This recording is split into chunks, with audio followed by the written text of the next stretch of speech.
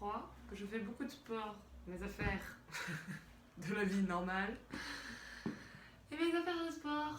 Je peux pas faire un jour de plus de sport. J'ai pas assez d'affaires.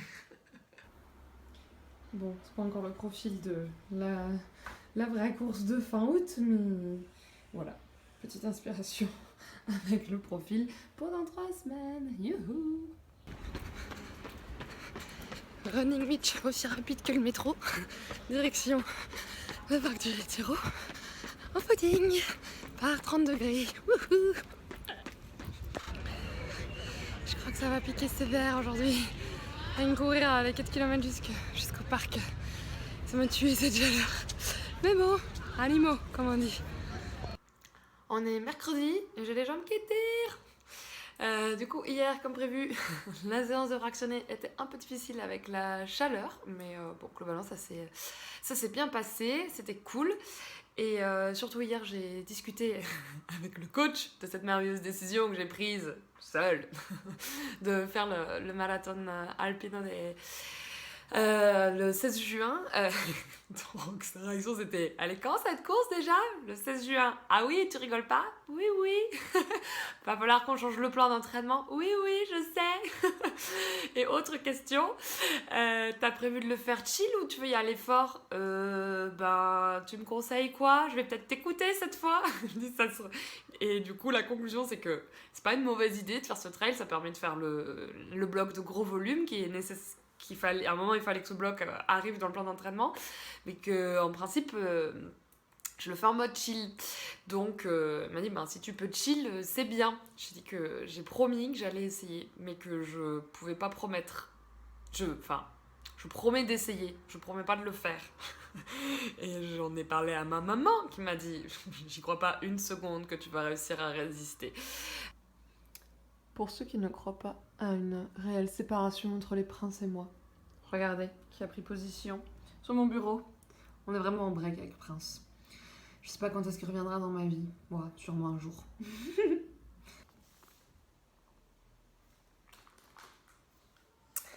Prince et moi, on est toujours en break.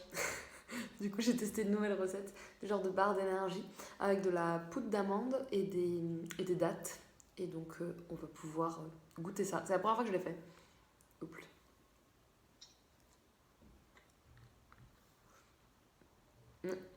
En vrai, c'est pas mal. Ça manque un peu de chocolat. C'est quand même un peu moins fun. Mais c'est pas mal. Prince, t'es pas prêt de revenir.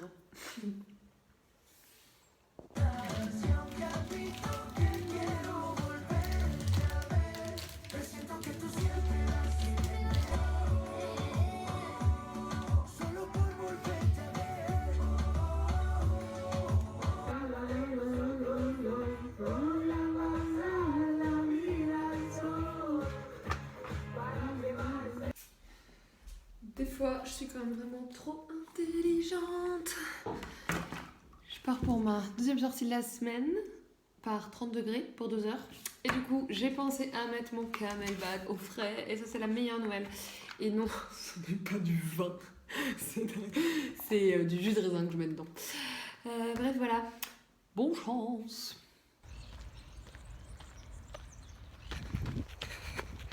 Étape 1 dans la sortie de 2 heures à Casa de Campo. Il fait 31 degrés, j'ai chaud, j'ai une belle casquette. Pour la deuxième heure, j'ai un copain qui va venir m'accompagner. Et voilà. Et ce qui est trop cool à Casa de Campo, c'est qu'on voit Madrid de l'autre côté. Et on le voit pas ici, mais il y a un lac plus bas dans lequel on se baigne pas. Et voilà. Et il y a des lapins et des écureuils. On de run. C'est l'heure de la relève. Et ma relève est là. C'est fini. Je suis explosée. Il faisait tellement chaud. Je crois que j'ai testé toutes les fontaines qui existent au bord du Rio. Et maintenant, glace. Mais contente de l'avoir fait, mais je sortirai plutôt le matin la prochaine fois. Hein, parce que là c'est complicado.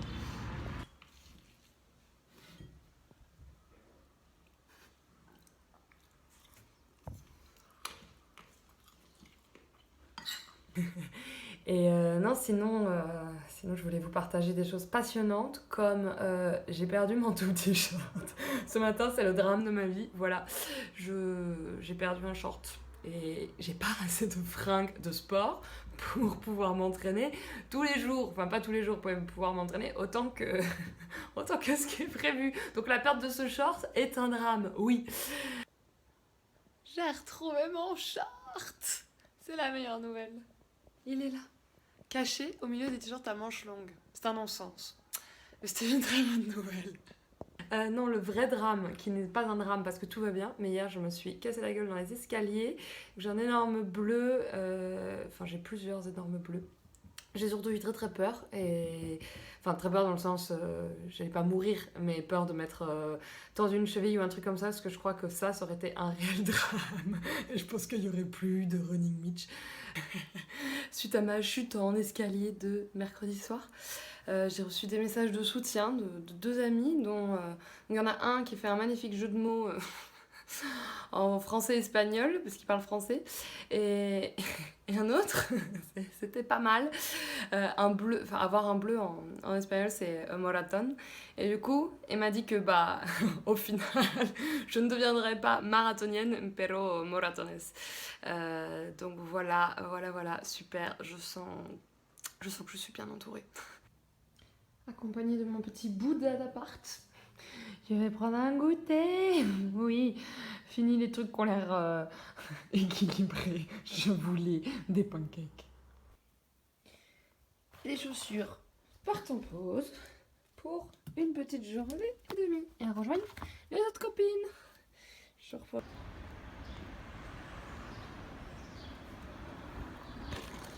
Aujourd'hui, on range les chaussures et on fait du repérage pour du matos. La boutique de ce matin était pas mal, mais maintenant, on vérifie qu'ils font pas n'importe quoi. Bon. Je commence à regarder un peu le dénivelé de la course de août, pas celle de Madrid. Et j'aime bien cette phrase. C'est pour ça que je me suis inscrite, je crois. Pour les runners en soif de sentiers sauvages et peu parcourus, en solo, de fond de France avec Belle. Voilà. Bon. Je viens de voir qu'il fallait des crampons pour au cas où sur une partie de la course. Je crois que je me suis inscrite dans un truc dont j'ai pas la moindre idée en fait. Hein. Mais alors vraiment pas la moindre idée. Mais c'est pas grave, on va se préparer et on va acheter des crampons. Réfléchir et pas paniquer. Et surtout pas paniquer. Et j'avais pas non plus conscientisé que quasi toute la course se passerait au-dessus des 2000. C'est pas entièrement négligeable. En vrai là, de dire tout ça, je prends un petit peu peur. On va être honnête. Je me demande si c'est pas un peu trop gros pour moi. Mais on va essayer, on verra bien. Hein. Si c'est trop gros, si c'est trop gros, on arrête et on réessaye après.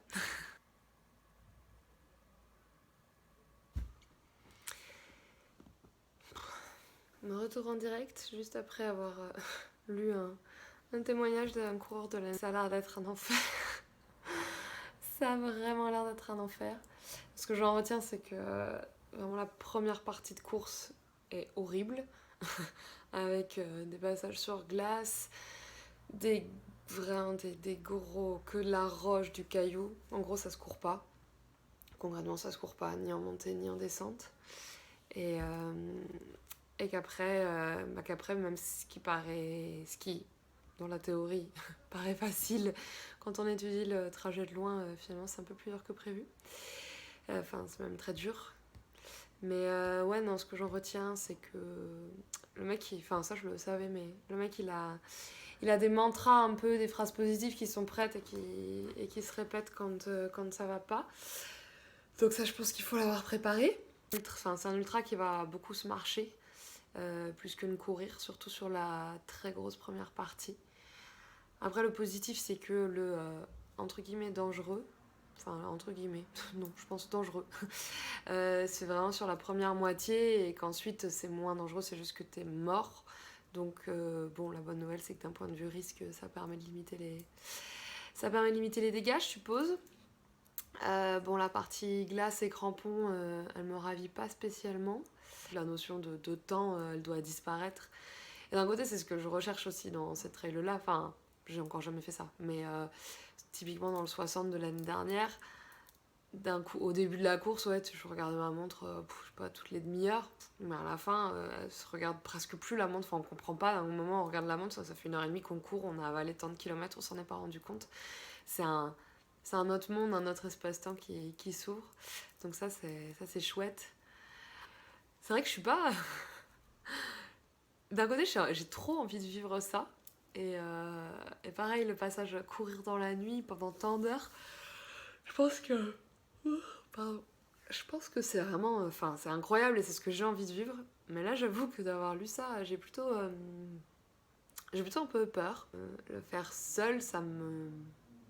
Ah, c'est pas pour rien qu'au début, je voulais le faire avec mon petit frère. Le faire seul, c'est stylé et ça fait flipper. Mais bon, j'ose espérer que j'aurai les copains et la famille sur le parcours et au ravito pour m'animer un peu, pour que je puisse pleurer ou rire ou râler ou j'en sais rien. Mais je pense que c'est bien d'avoir déjà lu ça là. Je sais que c'est un profil qui se prépare, qu'il faut le connaître. Et se projeter et visualiser, c'est aussi ce qui permet de réussir la course derrière, de ce que j'ai cru comprendre. Mais ouais. Non, je pense qu'il faut avoir surtout un mental de fou, quoi. Et il faut pas se laisser bouffer par le mental, faut pas se laisser bouffer par la peur. En fait, c'est ça qu'il faut se mettre en tête le plus tôt possible, c'est que je vais vivre un enfer, mais l'idée c'est d'aller au bout de cet enfer. Mais bon. C'est pas pour autant que je suis pas démotivée, je suis juste apeurée. Mais il faut passer par cette phase-là, je suppose. Je suppose. Dernier entraînement de la semaine dans un environnement qui est plutôt sympa. Aujourd'hui c'est des côtes, une dernière côte de 6 minutes et c'est fini pour la semaine. Yes. Je suis venue grand matin, il fait frais, c'est bien plus agréable. Moi j'en chie mais c'est plus agréable.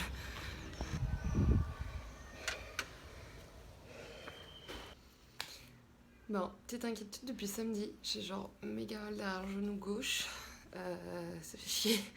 Ça va quand même mieux aujourd'hui, on est dimanche, mais ça tire bien et j'arrive pas trop à comprendre pourquoi. Donc voilà, petit stress, mais bon, je vais étirer tout ça et y aller tranquille, boire beaucoup d'eau et ça va passer.